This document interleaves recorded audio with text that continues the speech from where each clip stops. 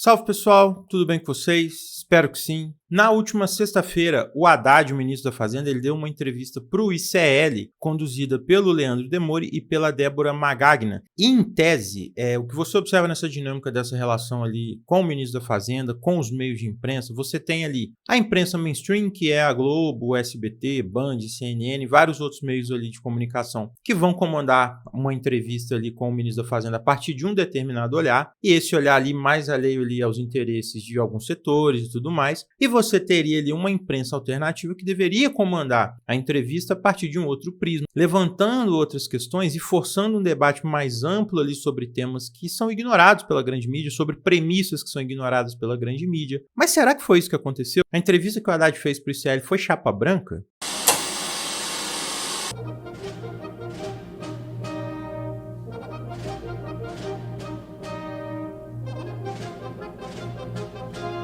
Antes de entrar no tema do vídeo, eu queria agradecer quem tem acompanhado o canal, já queria pedir para deixar o joinha, se inscrever quem ainda não é inscrito, ativar as notificações caso queiram ser avisados quando novos vídeos saírem. Queria agradecer também o apoio fundamental dos membros do canal, que é essencial para que eu continue com esse trabalho. E para quem quiser apoiar, é só clicar em Seja Membro aí embaixo e ver os detalhes direitinho. Temos vídeos exclusivos, lives exclusivas, não deixem de conferir. Eu vou deixar o QR Code aqui na tela também, caso queiram apoiar o canal a partir do Pix. E para quem está chegando agora, fica o meu abraço de boas-vindas. Bom, gente, a primeira coisa que eu queria discutir aqui com vocês, uma coisa básica, é que já começou errado na entrevista. O Demori, ele não deveria ser um dos entrevistadores por uma questão ética básica. Ele tem contrato com a TV Brasil, ele apresenta um programa lá chamado Dando a Real. Então, dado que ele tem contrato com uma emissora de TV pública e recebe por isso, eu creio que ele não deveria estar conduzindo a entrevista com o ministro da Fazenda. Ainda mais se você pensa que ele deveria ter tido um pouco mais de questionamento, mais incisivo ali em relação a algumas questões que ele realmente não teve. E aí é uma questão de conflito de interesses básica e que acaba sendo transportada para uma entrevista branda que não questionou nenhuma contradição na fala do Haddad. Inclusive, em momentos até que ele concorda enfaticamente com o Haddad, como se ele estivesse ali dando ali um tapete vermelho ali para o Haddad desfilar, né? E aí ele solta até um perfeito ali depois de uma resposta sobre a questão da reforma tributária e tudo mais. Então, assim, passada essa primeira questão, eu acho que é válido abrir um debate ali sobre outros elementos da entrevista em que o Haddad poderia ser questionado e não foi, resultando ali em muitos momentos de bate-bola e de plataforma ali para o Haddad apresentar sua agenda sem questionamento, com uma relativa simpatia dos entrevistadores. A primeira pergunta feita para o Haddad foi feita pela Débora, uma questão ali sobre a inflação dos alimentos. Inclusive, eu acho que ela tentou levantar ali para o Haddad, mas a resposta pode ter decepcionado até a própria Débora. Basicamente, a resposta que o Haddad ofereceu para a questão dos alimentos foi falar que o plano safra vai ser maior. Falar ali da questão das organizações das contas públicas, que isso vai gerar um cenário mais positivo, com queda da inflação, melhora do poder de compra das pessoas. Ele menciona a questão dos estoques reguladores da Conab, mas ele não é questionado sobre isso, né? Porque, assim, como que só agora, no terceiro ano do mandato, que agora explode essa questão da inflação dos alimentos, que essa questão dos estoques reguladores entra em pauta? Isso não era algo que deveria ter sido recolocado ali logo em 2023, primeiro ano do mandato? Outra coisa, por qual motivo a questão dos combustíveis não entrou no debate? Isso não é uma questão que a Globo News vai perguntar, porque eles estão interessados ali em representar o interesse do acionista privado da Petrobras, mas deveria ser de um meio independente que se diz progressista. A Petrobras hoje, ela pratica preços que são compatíveis com a paridade internacional, em momentos, inclusive, que está acima da paridade internacional. A gente tem ali o preço dos combustíveis determinando toda uma série de produtos e aumentos ali que impactam na inflação, que contribuem para esse aumento da inflação dos alimentos, já que boa parte disso é transportado a partir de estradas. Então, assim, por que o debate sobre a inflação não pode ser feito a partir dessa discussão? E aqui entra naquilo que eu comentei no meu vídeo sobre a queda do dólar e a picaretagem estrutural no debate brasileiro dessa questão, né? Se convencionou a tratar toda e qualquer inflação no Brasil como um problema de demanda, de superaquecimento da economia, e aí você ataca isso com taxa de juros, com desaceleração econômica. E como essa premissa está errada, a taxa de juros ela tem pouca efetividade nisso, o que ela consegue é um efeito colateral indireto ao atrair dólar especulativo, o que reduz ali o valor do dólar depois. Então, assim, pela inflação brasileira ser uma inflação atrelada ao dólar, você tem um efeito indireto nesse campo. Mas ninguém coloca isso em pauta, nem a mídia que se afirma progressista, e o ministro ele pode passar batido sem ter que lidar com essa contradição. O Fernando Fernando Rugitz, que ele fez um texto muito bom recentemente debatendo essa questão, chamado Refém do Antigo Consenso, e ele traz um gráfico bem elucidativo sobre essa questão. Como vocês podem ver na tela, a gente tem uma comparação entre a inflação e o dólar e é possível perceber como que eles estão correlacionados. É por isso que as altas taxas de juros acabam reduzindo a inflação num efeito meio que retardatário ali, porque ela atrai dólar especulativo por conta da rentabilidade dos títulos brasileiros, que aumenta muito, e não necessariamente porque ela desacelera a economia. E aí qual que é o problema? O problema é que o ministro da Fazenda do Brasil, ele adota essa linha errada, a linha que justifica o aumento dos juros, e ninguém questiona ele. E aí quando você pega um cara como o Daniel Souza, que eu comentei lá, e que repete esse discurso pronto na Globo News, que eu já critiquei, e eu vou falar dele de novo em breve, não tem diferença pro discurso do Haddad, e ninguém questiona, ninguém comenta, ninguém pergunta, ninguém fala nada. E aí uma outra questão que passa batida é o debate que o Haddad faz sobre a questão fiscal. O Haddad basicamente repete o mesmo discurso batido ali sobre a questão fiscal, esse discurso ultrapassado, que a imprensa dita progressista ela também não discute direito. Ele repete a ideia da questão fiscal ali no centro da discussão, que o governo tem que ter essa obsessão por conseguir ali esse número artificial chamado superávit primário para mostrar que é bem comportado, para agradar o mercado. E aí ele faz todo um debate endossando essa agenda e a visão, né, que essas figuras aí do mercado têm sobre essa questão fiscal, e ele concorda com isso. E ao invés de fazer um debate mais atualizado, de trazer uma questão muito mais pertinente ali para o debate, o Haddad ele endossa um consenso que não para em pé. E ninguém questiona também. Na semana passada a gente fez aqui uma live no canal, eu sugiro muito que assistam, com o professor Miguel Bruno, que apresentou uma discussão super interessante sobre a financiarização da economia brasileira. E aí ele comenta que uma das marcas desse debate da política econômica no Brasil é a de que o debate de política fiscal ele é um debate pré-keynesiano, de tão atrasado, de tão rudimentar que ele se encontra. E eu concordo integralmente com ele. Só que o problema é que o nosso próprio ministro da Fazenda endossa essa concepção pré-keynesiana e rudimentar. A única reclamação do Haddad na entrevista é a de que o mercado não aceita ele e ele se vangloria por ser muito mais responsável fiscalmente do que o Meirelles e o Paulo Guedes. Parabéns, Haddad.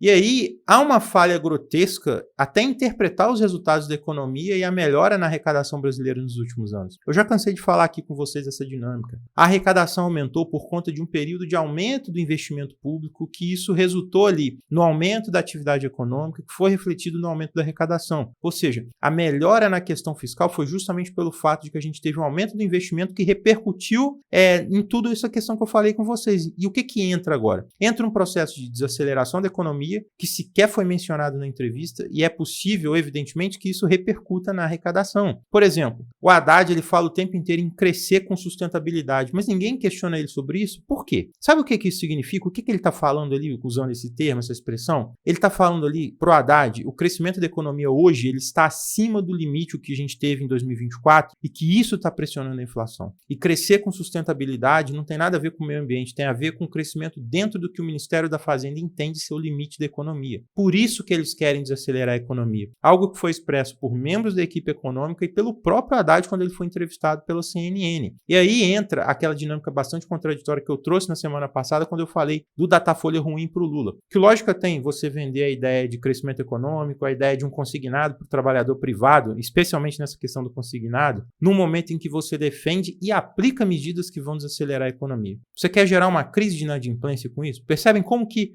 tem coisa que não faz sentido? Isso tudo passa batido, passa sem questionamento. E aqui a gente entra em dois pontos também muito importantes que o Haddad também passa batido sem ser desmentido, que é a questão da reforma tributária e a questão dos programas sociais. O Brasil, nesse terceiro mandato do Lula, ele conseguiu avançar num processo de simplificação tributária que de fato é importante. O sistema tributário brasileiro foi simplificado e a gente vai ter um imposto ali sobre valor agregado, que uma parte dele vai para o governo federal e outra parte para estados e municípios numa alíquota única ali sobre o consumo. Isso era uma demanda que já estava colocada, havia consenso na sociedade para fazer isso avançar, e essa questão passou com relativa tranquilidade. Mas é um mérito do governo, de fato, ter aprovado isso. Só que o Haddad ele fala de ser uma reforma tributária progressiva, que é a maior reforma progressiva que o Brasil já teve, e isso é muito questionável por duas questões básicas. Primeiro, que se você pega só essa simplificação tributária, se você simula os efeitos disso, você vê que ela ainda continua pesando para os mais pobres, mesmo com o cashback incluído que o Haddad destaca lá na entrevista. O Banco Mundial ele fez uma calculadora para simular o impacto na renda das famílias e o resultado é que ela vai pesar justamente para os mais pobres, vai pesar coisa de 21% da renda dos mais pobres, sendo que para os mais ricos é coisa ali de um pouco mais de 8%. Eu vou deixar inclusive aqui a calculadora do Banco Mundial para vocês conferirem. Então, a regressividade nos impostos sobre o consumo vai continuar existindo. Essa regressividade tributária geral que a gente tem no Brasil, ela pode mudar se realmente avançar essa questão da isenção do imposto de renda para quem ganha até 5 mil, compensada ali por um aumento para os mais ricos e tudo mais. Mas isso é um grande si. Eu sou bem cético em relação a isso ser aprovado no Congresso. Eu tenho dificuldade em ver o governo lutando de fato para isso ser aprovado, então eu realmente não conto com essa mudança por enquanto. Mas o pior é a questão dos programas sociais, que o Haddad reproduz certas mentiras da agenda do governo e também passa batido. Ele reproduz a ideia de pente fino, ele rechaça essa questão, fala que não tem corte, fala que isso é aprimoramento do programa e ainda completa com o discurso do medo de que isso é para evitar que alguém venha e corte ali alguns programas. Ele cita o BPC como exemplo, né? E aí olha só a contradição bizarra que ele fala e que ninguém questiona. Primeiro ele fala que o governo anterior ampliou de forma irresponsável programas sociais naquela dinâmica ali de tentar se reeleger. Aí depois ele joga que isso é uma questão de correção para que não venha um governo populista e corte esses programas com discurso de fraude ou acabe com eles. Mas não é exatamente essa questão de fraude que o governo está se utilizando para cortar nesses programas? Mas quando ele faz menção a esse governo populista acabar com o programa, ele se refere a quem governou o Brasil antes. Mas não foi justamente essa turma aí que ele criticou de ampliar os programas de forma irresponsável? Então não faz sentido. E aqui, novamente, a linha oficial do governo é uma linha de mistificação da realidade para não encarar o fato óbvio. Qual que é o fato óbvio? O governo ele cortou programa social, sim, e o governo quis cortar e de alguma forma ele conseguiu cortar no BPC. Não é só isso, é desonesto com o próprio documento que foi divulgado nessa agenda de cortes ali depois do pronunciamento do Haddad em novembro do ano passado, que mostrava claramente que o governo ele queria mudar os critérios de concessão do BPC para reduzir o seu alcance. Isso estava proposto na ideia de restringir o programa, na ideia de mudar os critérios de renda para tirar o direito de algumas pessoas. O governo também cortou na educação, mudando o que pode entrar ali na conta do Fundeb para poder reduzir no global. Ele mudou na saúde. Então, assim, tem um monte de questões que passaram batido e que simplesmente não foram questionadas. E aí é uma questão básica que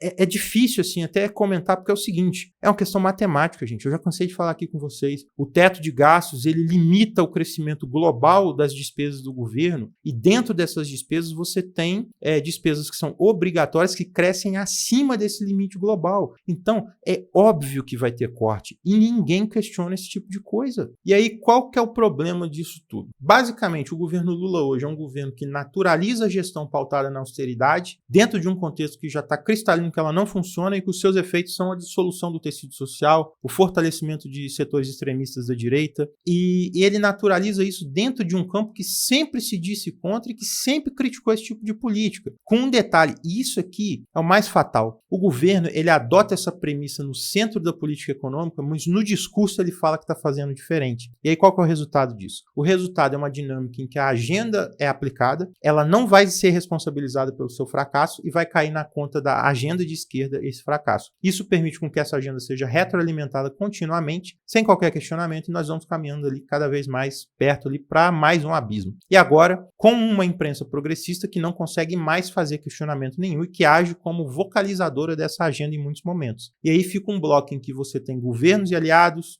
Globo e boa parte da mídia ali, agora com a mídia dita progressista com uma agenda só ali de naturalização de tudo isso que está acontecendo. Uma agenda que passa quase sem oposição e que acaba tendo como oposição política com força um grupo ali como o bolsonarismo, que vai poder explorar todos os limites dessa agenda para depois falar que ela não foi aplicada e dobrar a aposta nela como sempre fizeram. Mas lá para o fim da entrevista, o Haddad ele fala uma coisa que essa eu concordo plenamente com ele, que ele fala que ele nunca escondeu o que ele pensa. E de fato ele nunca realmente escondeu o que pensa. Ele criou um teto de gasto que limita o investimento público, inviabiliza os mínimos constitucionais em saúde e educação, investimento público, e ele foi correto quando ele afirmou isso na Folha, por exemplo, que era um teto de gastos, então ele não escondeu de ninguém. Ele defende quebrar os pisos constitucionais em saúde e educação, ele defende restringir o ganho real com o salário mínimo, igual eles já mudaram essa lei, botando um teto ali de valorização do salário mínimo. Ele é um firme defensor dessa doutrina da austeridade e ele quer ser reconhecido por isso, se lamentando ali que o mercado fica de birra com ele, que entregou resultados melhores ali que o Meirelles e que o Guedes, o que é verdade. E ele defende que o investimento público tem que dar lugar ao investimento privado e que isso vai ser o motor do crescimento da economia. E isso está lá na audiência que ele participou no Congresso quando ele foi levar o projeto do arcabouço fiscal. Ele defende que a economia brasileira cresce acima da capacidade que a gente precisa